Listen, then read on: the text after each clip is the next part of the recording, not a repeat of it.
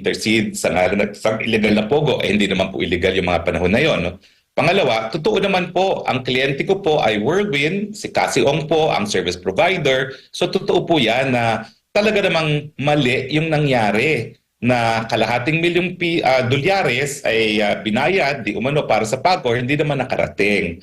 Now, ang problema nun, tinanong din ako, pwede ba namin idemanda itong tao na nagdispalko?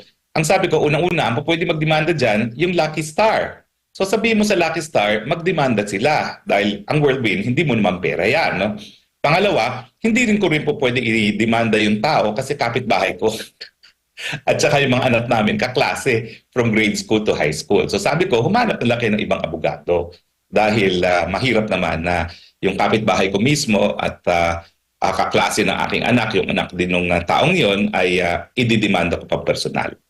Tingin nyo po dahil sa pagbibigay ninyo ng payo, parang kinukonsidera ng Lucky Star na ilagay kayo doon sa organizational chart? Well, yan po aking sinasabi, no? Wala pong pahintulot ang paggamit ng aking pangalan. Unang-una, hindi naman nila ako binayaran. Bakit ako papayag? Tama. Siguro kung sila nagbayad, papayag ako. No? Pero napakalaki siguro ng sisingilin ko kung gagamitin nila ang aking pangalan. Pangalawa, hindi po ako gumawa ng dokumentong yan. So, para po yan maging katunayan na ako nga legal counsel, dapat ipakita nila na akong gumawa niyan o di naman. Kaya ako'y pumayag para ilagay ang aking pangalan dyan sa papel yan. Otherwise, wala pong ibig sabihin yan. Dahil ako na po mismo nagsasabi bilang isang officer of the court, hindi ko po naging kliyente ever ang Lucky South 99 at kung totoong naging kliyente ko yan, aaminin ko po dahil wala po talagang masama para sa isang abogado na maging representanteng legal ng isang kliyente. Pero, to begin with, ang desisyon po kung sinong kukuning abogado, nasa kliyente po yan. At hindi naman po nagdesisyon ng Lucky South na kunin ako bilang isang abogado. So kumbaga wala itong kaibahan sa mga abogado na nagbibigay ng payo, either mapaprograma sa telebisyon, sa radyo, sa online, o di kay may kaibigan ka, humihingi ng legal advice, tapos nagbigay ka ng payo, hindi mo may kukonsidera na ay konektado yan. Legal counsel agad-agad yan na opisyal.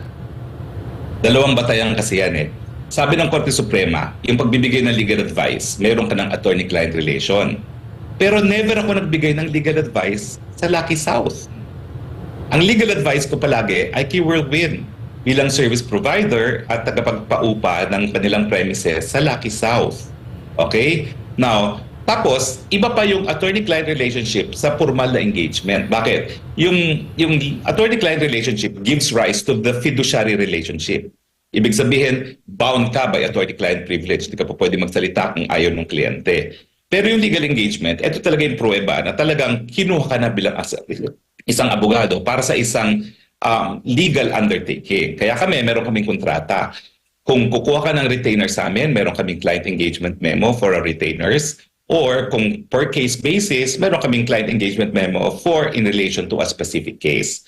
So ang kaso ko po sa Whirlwind, meron po kaming legal engagement to represent them in the ejectment case. At ngayon po, bagamat hindi pa pirmado, pinag-uusapan po yung legal engagement para i-quash yung warrant of arrest na in-issue doon sa residential dwelling dyan sa Porac na tinatawag ng police na isang resort. And kumbaga, doon pa lang sa pagdinig kahapon, wala namang nababanggit na sinasabing paglabag po doon. Hindi nga sinabi na sabi nga, hindi na pre-measure yung PAGCOR doon sa inyo pong naging transaksyon. Ang tanong ngayon dyan, at kung ano yung naiisip mo, attorney, bakit needed ka pa na ipatawag?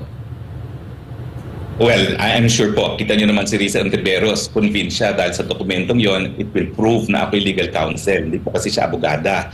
Hindi niya alam na until ako mapatunayan na akong gumawa niyan, hindi binding sa akin yan. So, syempre po, politika yan, no? Now, pero dahil nga po sa politika, malinis po at maintindihan ng tao kung bakit hindi ako po pwede maglakad ng lisensya sa PAGCOR. Dahil ako po ay kilalang kritiko na ng Marcos administration. So by the time po nangangailangan ng lisensya ang Lucky South, bakit ba nakukunin ng Lucky South para sa lisensya? Alam nilang kritiko ako ng administrasyon. Di lalong di sila nakakuha ng lisensya. Kaya nga po human experience ang basehan ng batas, no? Paano naman po ako maglalakad ng isang lisensya na ako'y kritiko ng gobyerno? Di ba po? So, ganun lang po simple yun.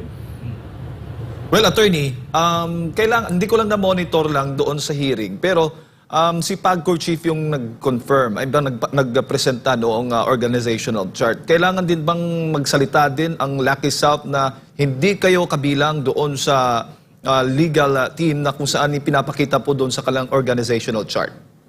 Dapat po, no? Pero sa akin, sapat na po yung sinabi ko bilang isang officer of the court na hindi ko po pinayagan na gamitin ang aking pangalan. At saka wala akong partisipasyon doon sa paggawa ng ganyang organizational chart. Kaya naman po, hindi nag-stick yung sinasabi ni Risa Ontiveros na yung chart na yan na ebidensya na ako'y legal. Dahil dapat po mapakita niya ako'y gumawa dyan o ako mismo ay nagkonsente na ilinagay ang pangalan ko dyan. May paper trail ba yun? Halimbawa sa isang kumpanya at ilalagay ka doon sa as legal counsel. Needed ba na merong talagang kontrata sa pagitan ninyo at ng kumpanya at dapat yun ang hiningi ni Senador Risa or yun yung inimbestigahan nila kung meron ba kayong ganyong kasunduan? Merong paper trail po yan kasi merong general information sheet na sinusumiti po sa Securities Exchange Commission. And normally, yung legal counsel acts as corporate secretary. Ganyan po ang patakaran ng mga law offices, no?